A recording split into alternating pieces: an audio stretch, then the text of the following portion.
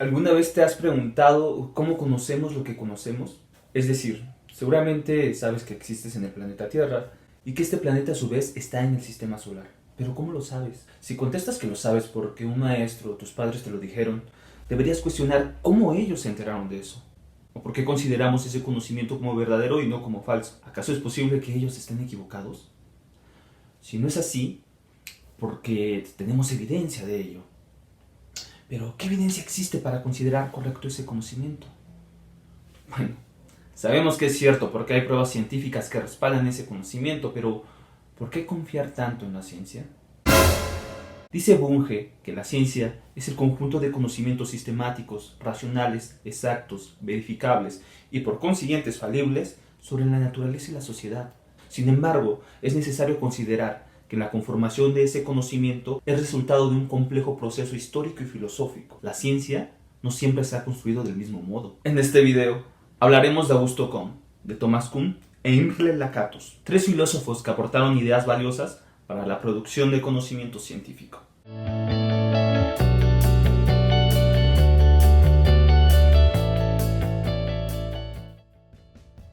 Vamos a comenzar con Augusto Comte, y al mirar su retrato podremos pensar que se trata de un aristócrata frío y rígido. Sin embargo, no es así. Comte fue un pensador revolucionario. Rompió con los dogmas de su época.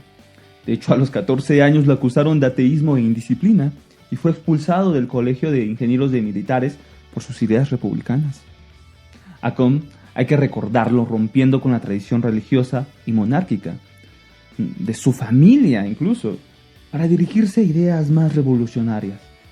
Son dos los libros que lo colocaron en el mapa de los principales epistemólogos: Curso de Filosofía Positiva y El Discurso sobre el Espíritu Positivo. El positivismo comtiano proclama dos premisas. La primera es que la sociedad puede ser epistemológicamente asimilada a la naturaleza. Esto se le conoce como naturalismo positivista. La sociedad, es la segunda, piensa como que está regida por leyes invariables e independientes de la voluntad y la acción humana. Para Comte, el proceso de construcción de conocimiento es equiparable a las fases del desarrollo de un ser humano. Cuando uno es niño inventa explicaciones mágicas para comprender el mundo. Después uno ya es un adolescente y genera abstracciones para formular preguntas. Pero cuando se llega a la adultez, pues bueno, podemos encontrar respuestas racionales y sistemáticas a preguntas que nos planteamos. Comte también habló de la ley de los tres estados. La ley de los tres estados es una teoría del conocimiento y una filosofía de la historia. Estos tres estados se llaman teológico, metafísico y el último es el positivo. El estado teológico es provisional y preparatorio. Por ejemplo, cuando un niño menciona que llueve porque Dios está llorando, o que la creencia de que los relámpagos son lanzados por Zeus. En este estado hay tres fases distintas: el fetichismo, politeísmo y monoteísmo. El siguiente estado es el metafísico. Se caracteriza por ser abstracto, es esencialmente crítico y sirve de transición. Es una etapa intermedia entre el estado teológico y el positivo. En él se siguen buscando los conocimientos absolutos. La metafísica intenta explicar la naturaleza de los seres, su esencia y sus causas. Pero para ello no recurre a agentes sobrenaturales, sino que elabora a entidades abstractas. Por ejemplo, pensar que la lluvia es ocasionada por una sustancia que hace llover y que esto sirve de alguna manera para seguir un ciclo, pero no sabe cómo explicarlo. El último estado es el positivo, el cual se considera definitivo. En él la imaginación queda subordinada a los hechos y sus leyes. No busca las esencias, sino más bien se atiende al dato. Por ejemplo, sabemos que llueve porque el agua se evapora de la superficie de la tierra. A medida que asciende por el aire se enfría, se condensa y da lugar a las nubes. Las gotas son tan minúsculas. Bueno, ya todos sabemos el ciclo del agua, gracias al positivismo y la producción de ciencia. En este estado, la ciencia se halla limitada a los hechos observados y a lo que puede ser reducido rigurosamente de los hechos. Imagínate que a tus 21 años el rector de Harvard te invita a participar en los cursos de filosofía. Y que no es cualquiera, sino es filosofía de la ciencia. Bueno, esto le sucedió a Thomas Kuhn. Fue más o menos por los 50 cuando recibió esa invitación que le cambiaría la vida y lo colocaría en el mapa de los principales epistemólogos. A diferencia de Kuhn establece que el desarrollo de la ciencia se da a partir de saltos denominados revoluciones científicas. Uno de sus supuestos es que la ciencia no se desarrolla por medio de la acumulación o descubrimientos o inventos. En Kuhn podemos ubicar 3 etapas del desarrollo del conocimiento. Etapa preparadigmática. En esta etapa coexisten diversas escuelas o tradiciones que compiten entre sí por el dominio en un cierto campo de investigación. Además, no hay consenso, pero sí pluralidad de discursos que pretenden explicar el objeto de estudio. Etapa paradigmática. Esta etapa llega cuando los investigadores consideran que uno de los enfoques competidores es tan prometedor que abandonan los demás y aceptan ese enfoque como la base de su propia investigación. A esta etapa también se le conoce como la etapa de la ciencia normal. En este momento es necesario especificar qué es lo que consideramos como paradigma. Los paradigmas son realizaciones científicas universalmente reconocidas que, durante un tiempo, proporcionan modelos de problemas y soluciones a una comunidad científica.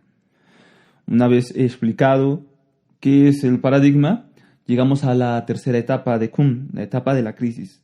Esta etapa se pone en duda la eficacia y la corrección del paradigma vigente. Con la crisis comienza la ciencia extraordinaria. Esto es la actividad de proponer estructuras teóricas alternativas que implican un rechazo o una modificación de los supuestos aceptados hasta entonces. Esta etapa de crisis puede tener 3 salidas. La primera es: el paradigma en tela de juicio se muestra finalmente capaz de resolver los problemas que provocaron la crisis. La segunda es: ni los enfoques más radicalmente novedosos logran dar cuenta de las anomalías, por lo cual se documentan para futuras investigaciones. Y la tercera es cuando surge un paradigma alternativo que parece ofrecer una solución a las anomalías y comienza la lucha para lograr un nuevo consenso. De tal modo, el concepto de paradigma en Kuhn no solo significa evolución, sino revolución en la ciencia. Aunque en este video lo estamos abordando de manera muy superficial, hay que tener presente que lo que propone Kuhn implica un grado de complejidad, ya que los paradigmas no comparten códigos, y eso ocasiona que no se puedan comparar o incluso comunicar, y no se puede explicar. Esta complejidad Kuhn la desarrolla con su concepto de lo inconmensurable. Para finalizar con este autor podemos mencionar que en su conferencia Objetividad, Juicios de Valor y Elección Teórica propuso 5 criterios para la aceptación racional de las teorías, que es precisión, consistencia, alcance, simplicidad y fecundidad. ¿Te imaginas tener que cambiar tu nombre para que no te persigan los nazis? Pues eso le sucedió a Imre Lakatos, o Lakatos, cuyo nombre judío es Imre Lifshitz.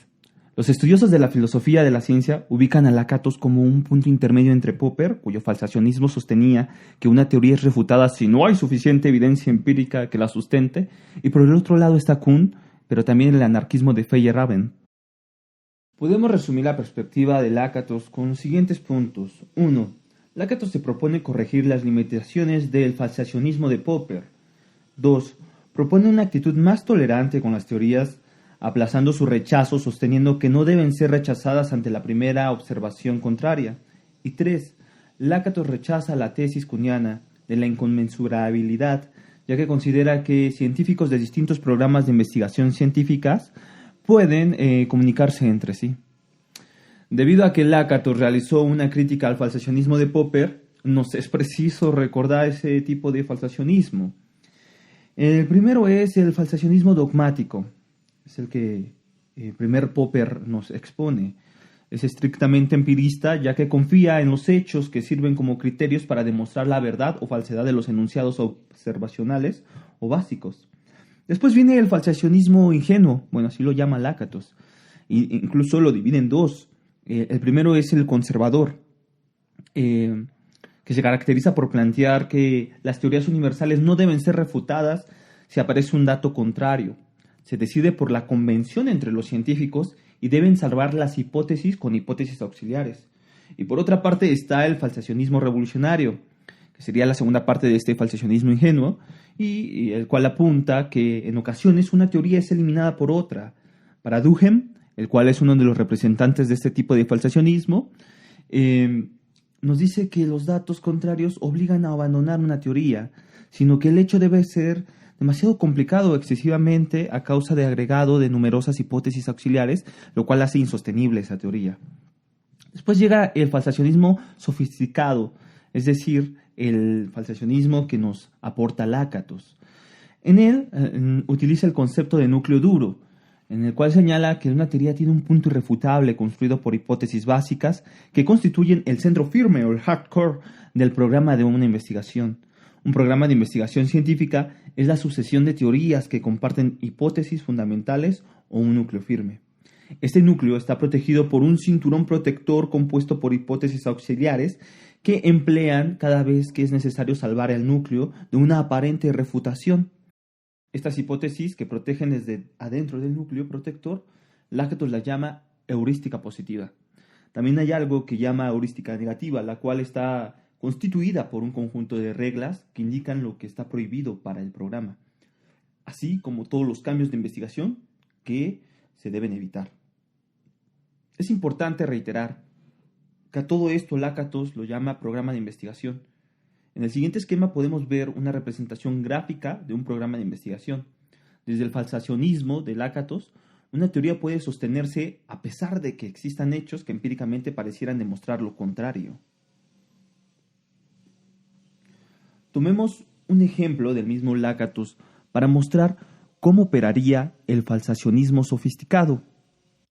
Un físico de la era preinsteiniana toma la mecánica y la ley de la gravitación de Newton, N, las condiciones iniciales aceptadas, I, y calcula con su ayuda la trayectoria de un pequeño planeta recientemente descubierto, P. Pero el planeta se desvía de la trayectoria obtenida en los cálculos. ¿Considerará nuestro físico newtoniano que la desviación estaba prohibida por la teoría de Newton y que, por tanto, una vez establecida, esa desviación refuta la teoría N? No. Lo que él sugiere es que debe haber un planeta P', desconocido hasta el momento, que produce una perturbación en la trayectoria de P. Calcula la masa, la órbita, etc.